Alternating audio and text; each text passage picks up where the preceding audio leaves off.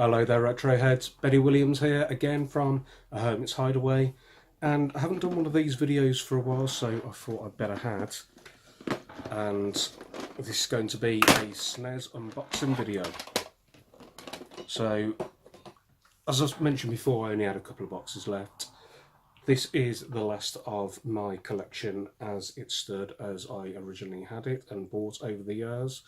The very last box is things that I've bought over the last year mainly, and imports, NTSC Japanese games really.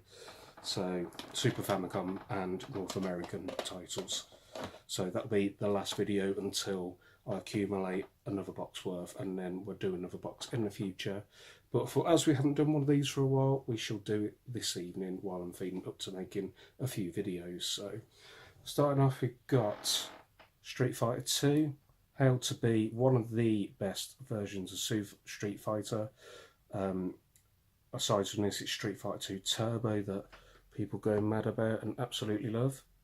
So it's one of those games. I do enjoy the Street Fighter series, good series, but I'm not that great at them because I never remember the move combinations, and I always more favoured the Tekken series because it was easier to hit a few buttons and pull off combinations, and also easier for me to memorise the button combinations. But I will have to get back into some Street Fighter because it's quite competitive and it's an all-time classic for a lot of people, and I don't want to go to events and conventions and get shown up now, do I really? So I better start practicing and playing. Next up, we've got Krusty Super Fun House. This one really shouldn't be in here, I guess, because this was more of one that I picked up about a year ago, so it probably should be in the other box, but it sneaked its way in here. It's a game I had as my childhood. It's a really great game. I think it's very underrated. It's a great puzzle platforming game, which is absolutely fantastic. Loads of traps. It's a bit like a very quirky version of Lemmings with obviously The Simpsons. So it's great fun. So next up we've got Busby. Don't remember owning this as a child, so this one's pretty new to me. It's supposed to be a terrible game, and it also has a sequel which is supposed to be equally terrible, so maybe one day we'll find out if someone requests a gameplay of it. Next up we've got Kid Clown in Crazy Chase. I had this, well, I didn't have this as a child, sorry. I borrowed it off a friend. We swapped a Snes game for a couple of weeks, and I absolutely love this game. It's absolutely brilliant.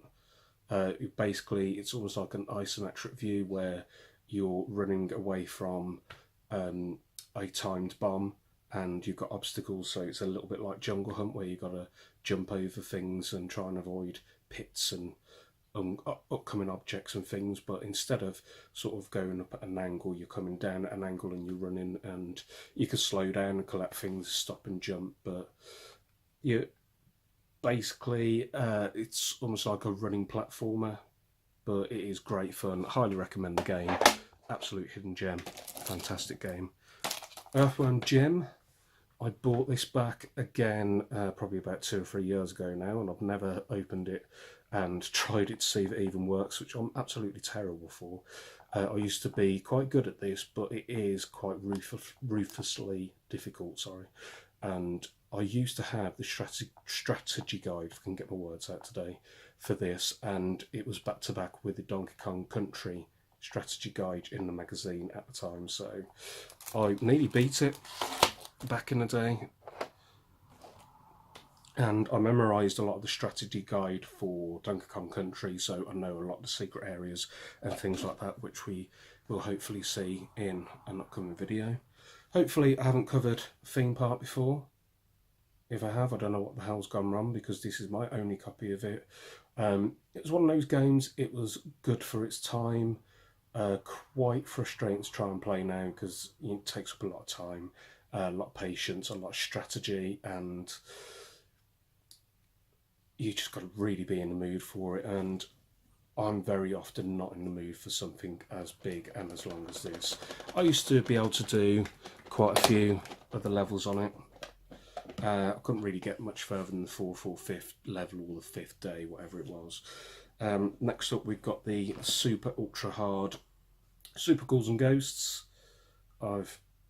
This is a childhood game which I had, so I've had this a very, very long time now.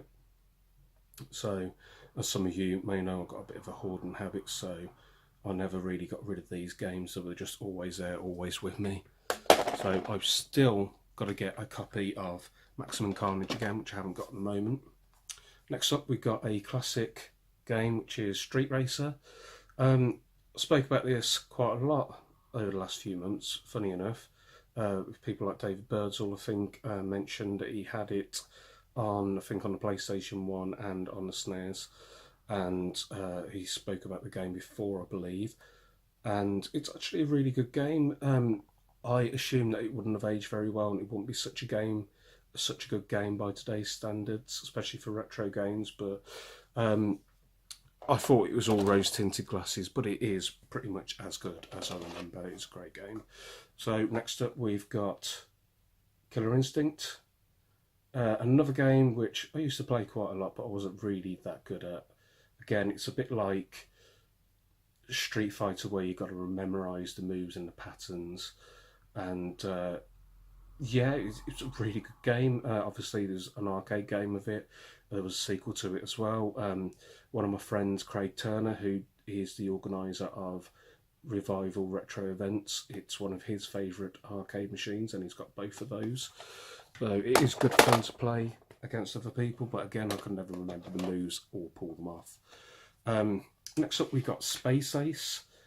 This is a childhood game of mine. I recently found it in my mum's attic as I was taking out some of my bits and pieces, and God, it's been there for over a decade now, and obviously it's seen better days. To be fair, the cartridge itself is a bit messy, but the pins inside are fine, so it'll probably work fine. This is in the same sort of vein as Dragon's Lair, apart from it's more like free roaming with the character, but then you still get the flash prompts where you have to move out of the way of things. From what I can remember, when I played it years and years ago, it was a terrible game. I'm not going to lie, it was shocking. But there we have it. Next up, another childhood game, Pack Attack. It's alright. It's not a bad game. It's quite highly sought after nowadays, to be honest. It's a little bit like Tetris meets Dr. Mario in a way, but obviously with Pac-Man. I think I probably enjoy it more now than when I was a kid. I couldn't really get my head around it that much as a kid. But again, never got rid of it. Stayed in the collection. I hope to enjoy it next time I play it, when I get round to doing it. Next up, we've got Cannon Fodder. It wasn't in the greatest condition, but it was a win off eBay. I got it for about £4, I think. Not played it for a very long time, but it was a great game. It's sort of like a Commando style game. But yeah, I used to really enjoy this, so in probably the 3 years that I've had it, I haven't loaded it up and tried it again since, but I probably should. Next up, we've got Vortex, which looks like a poor man's Transformers. And also trying to remember what the game was on the Sega Master System. I can't remember what it is now. It had the Airwolf theme tune with it though, I think. But yeah, it's an odd game. This, you go from being a robot to turning into a flying ship, and it's difficult to get your head around, so I tried it for about half an hour. I couldn't get my head around it, and it's got a big tutorial to it as well to try and get your head around it. It's just, I didn't have the patience at the time, so I didn't bother. So anyway, next up we've got Home Alone, which again I haven't got around to really playing it. It's probably going to be a terrible platformer, and there was a sequel for it as well. So I'm terrible at having these games and not playing them and testing them, aren't I? As you can see. Lastly, I have Cool World on the NTSC.